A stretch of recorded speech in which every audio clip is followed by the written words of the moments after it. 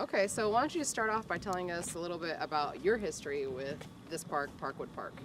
Well, I have a little bit of history here. I grew up in Parkwood, just a block over, on Parkwood Boulevard since I was just born. Yeah. Okay. So I've been hanging out in the Parkwood area for about 56 years now. Wow. So I have a lot of good memories here in Parkwood and the park specific. Right up here on this hill, it used to be a tree right in the middle of that crest of that hill, and it was my mother's favorite tree. And we would come over and take pictures of that tree. And one summer a storm came through it, knocked our favorite tree down. Oh no. But You survived. But we survived. We survived. So that was always a favorite spot to go. And below that hill, not a lot of traffic probably happens. Our activity happens over here in the park. But when I was younger, probably back in the 70s, there were concerts used to be down there. We used to call it the Hole. That's really That's where we interesting. used to play baseball too, because Yeah. it's pretty flat and Okay. it goes up the hill. But I think it was Turner House that sponsored those concerts, was down in the Hole. Okay. So it would be cars for all the way up and down the street, all on Parkwood, everywhere. Just I think Really? it was on a Sunday afternoon. Just everywhere, people with their blankets and their chairs to come over to the park to enjoy it. So enjoyed a lot of good times down here. And as a kid, here under this shelter house used to be a day camp. I think the Park and Recreation sponsored it. And kids would come down during the summer, during the day, and they would have activities from, crafts, Yeah. archery, just all kind of things. Wow. Yeah, that was many years ago. That's several years ago now, because I don't think Parks and Rec still. Oh, I was a child. Yeah. So that was several years ago. Okay. And, bicycle races coming down this driveway. I remember racing my brothers down this hill, falling and skidding up the knees on those bicycles. And it's just awesome to see, 50 years later that this park is vibrant and getting used to all of the enhancements with the trail and the interactivity. And this is my favorite. The seesaws. Oh, the seesaws. That's the last time I seesaw. Yeah. So I still haven't seesawed over the new seesaws that were put Okay. in, but it's gonna happen. Yeah. It's gonna happen. Well, So. if you need a seesaw partner, I'll get on All there. right. So yeah, it definitely sounds like you had a lot of connectivity with this park, and not just you, but people from all over the community. Oh yeah. Come down here and enjoy each other, and it definitely served as like a social gathering space. Definitely. You see from all over the city, even Kansas City, Missouri, people would come over to the park for different activities, and of course birthday parties and whatnot in the park. And over this bridge we're getting ready to cross. When I was a kid, my parents, I remember them telling me that underneath this bridge was water used to flow. Okay, yes. And people used to bring their jugs to fill up spring water. Isn't that interesting? So that's been ages ago that I don't even know if it still flows or not, but kind of scary down there right now. Yeah. Yeah, I think it actually is still a live stream down there from my conversations with the president of Parkwood Colony Neighborhood Association. So it might be a And- little place where the water would come out where people used to actually go and gather up spring water. I don't know if that's, where this spring Yeah. comes from or if it really flows through anymore, but That's a great example of people being able to actually connect and utilize their environment, Right. in a positive way, and really be able to kind of captures the spirit Right. of Parkwood. absolutely. You know? I love that this trail was put in because I used to, from right there, get in my car and drive about 10 miles to go walk it. Okay. So you have to drive to walk. Drive to walk. Is that Yeah. crazy? Now I can walk to walk. Yeah. Just walk here and get around the trail. And when they put the bicycle lane in on 10th Street, so sometimes I'll go from here and walk up the bicycle lane. Oh, okay. Up get down to Heathwood, and then maybe go up to Big 11. Okay. So it connects Yeah. it. It connects it all really well. That's if you're really- walking, driving, riding a bike, or what. So I love it. I just love it. Well, I'm sure that Public Works would be glad to hear that, and a lot of the people that have been working on kind of creating this healthy communities corridor, which the spine of which runs down 10th and 12th Street, and that was definitely some of the thought behind it was how can we connect all these different neighborhoods and all these communities to each other, and make it easy to really people to engage in multimodal transportation, so they can walk, they can bike, and driving is not your only option. That's right. That's You know. right. Well, they have succeeded. They have great. definitely succeeded because, I mean, to connect from here to Heathwood, Jersey Creek Trail, and on up to Big 11th it's a cinch. Yeah. And you know, it's free medicine. Absolutely. Exercise, you know, walking free. Right. You know, you just can't beat that. That's absolutely true. You can't beat it. I have a question for you, since you have been walking around, these trails, but also, through the public streets. How do you feel about the safety and the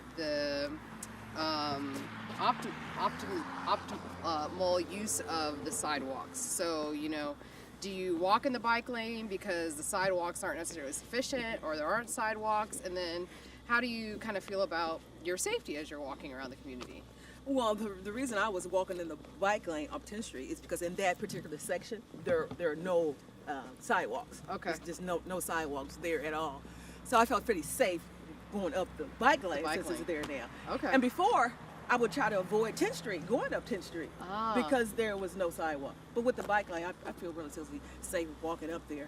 And then the sidewalks, we've gotten a lot of new sidewalks in. And right here on Parkwood, just within the last month or so, we've got new sidewalks. And as I walk, I can see the different sidewalks they've put in all the way going up up to Minnesota. And I feel safe doing that. Okay. As far as physical safety, no harm will be done to me. Yeah. It seems to be, and I don't know any statistics about, crime and those kind of things in this area, but I feel safe out here walking. Okay. Yeah. And I don't know if it's contributed to part of the works that's being done. When you see fresh sidewalks and bicycle trails and things, it feels safer. Yeah. Yeah. Because you're thinking, there's some utilization. Hopefully there's police and things like that out. You won't think that, oh my God, I shouldn't be walking there. Right. Right. So seeing those improvements has kind of increased your own sense of neighborhood ownership and pride, brought back a sense of nostalgia when people were really using the community, and also increased your feelings about being able to use your community safely. Absolutely. It's crazy for me to have to go drive somewhere else to walk and have this beautiful, all these acres, to be able to enjoy. Right. So, it's interesting because those sidewalk improvements you mentioned in Parkwood were actually funded by the Commissioner's Neighborhood Improvement Funds.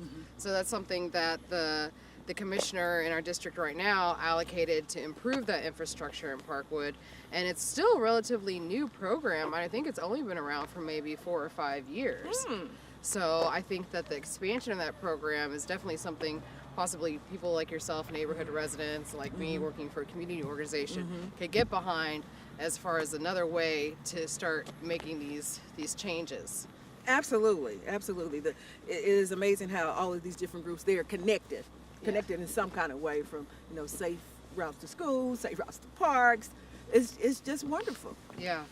So you recently volunteered to participate in a walk audit, auditing the streets, curbs, sidewalks, and street lighting with kids from Northwest Middle School.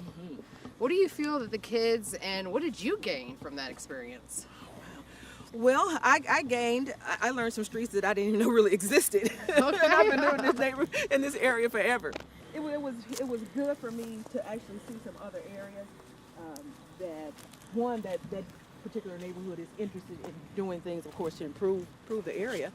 And it's another good place for me to walk. Yeah. So I saw some new good trails. I think the kids were just awesome. They were so into it and involved.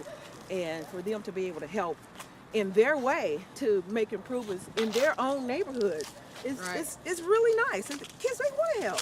They want to do what they can do to make a difference. And that was something that they certainly helped the older people too. Yeah.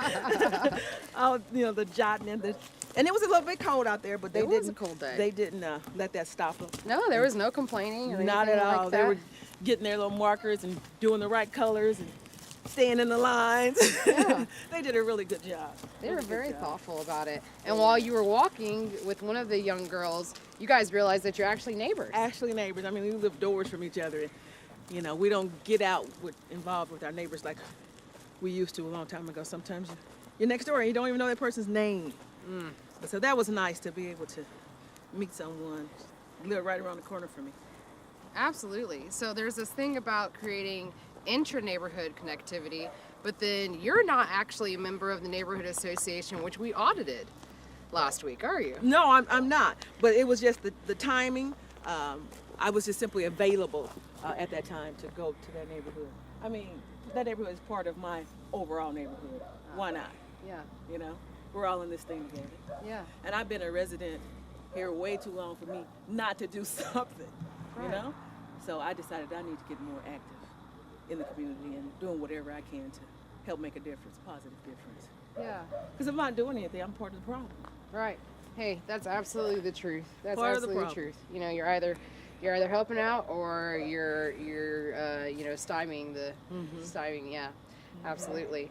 So one of the things I wanted to ask you is, what has made you stay in this community? So you've been here for 50 some odd years.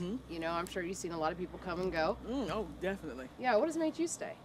Well, part of the reason I'm staying is the area itself. I love this historical area. I believe it's one of the first neighborhoods, established neighborhoods in Wyandotte County.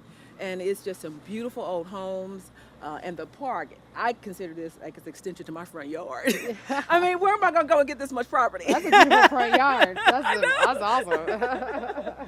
So part of the park is why I stay. And the actual location is handy to get to any of the highways, get to anywhere in the city, you know, in about 20, 25 minutes, absolutely anywhere in the metropolitan area. So the location, I think, has really helped me to stay, and the history of the neighborhood.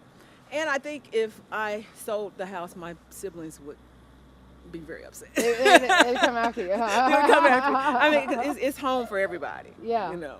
Matter of fact, I have a brother who recently moved in with me who had a stroke about 2 weeks ago. Okay. And I got a call today from the rehab that he is coming home on Sunday. So Okay. he's really coming home. He's coming back home, Okay. you know, to the old house. So, you know, and then that's a good feeling that I have somewhere for him to go. Yeah.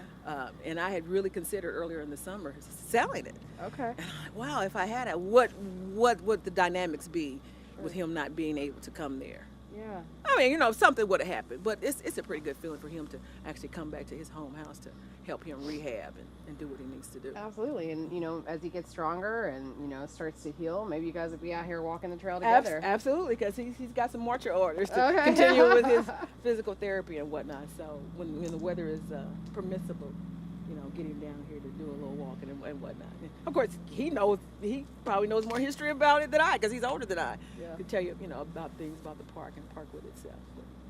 Well, I think with this park, I think the things that have been done are just fantastic. You know, to maintain it would be ideal. For me, utilizing the other side of the park would be great, on the other side of the hill, maybe a trail or some kind of activity, and upgrading the tennis court that's up there. Okay. For, maybe it's tennis or racquetball or something. It's just in ill repair. It needs some repair. It'd be nice to see some more activity up there, utilizing the tennis court. Tennis court in here. So, and all the parks in the area, and I don't visit many of them, so I don't know really what kind of condition they're in. But anything we can do to help increase the health of this community, and this is certainly one of them. Utilizing parks, like it's free medicine. Right. Free. Right. And each park has its own unique features. Yes. Right. And so Absolutely. Parkwood, you have these lovely kind of rolling hills and trees, but if you go down to Jersey Creek, it's going to be flat and It's open, totally different. and so to kind of to cater to the different features, geography, and topography of all those parks, keeping that in mind, not trying to make them all the same, homogenous. Right. That's the beauty of them. Like I enjoy walking on Jersey Creek. One, because of the flatness, and you know it goes through quite a long ways from Fifth Street all the way down to 18th, if I got that right. Yeah. And so you get to see quite a bit, and it kind of winds along with the water. So it's nice. It'd be nice to have probably more lighting down there. Okay. I don't I'm not out too late, you know, in the evenings, but it'd be nice to have proper lighting, things like that, especially under that bridge. I just won't do it. I just won't go under there. Right. Yeah, that bridge. I just won't do it. Okay. You know, it's a little eerie. Right, It's a little bit eerie. But. Yeah. Yeah, absolutely.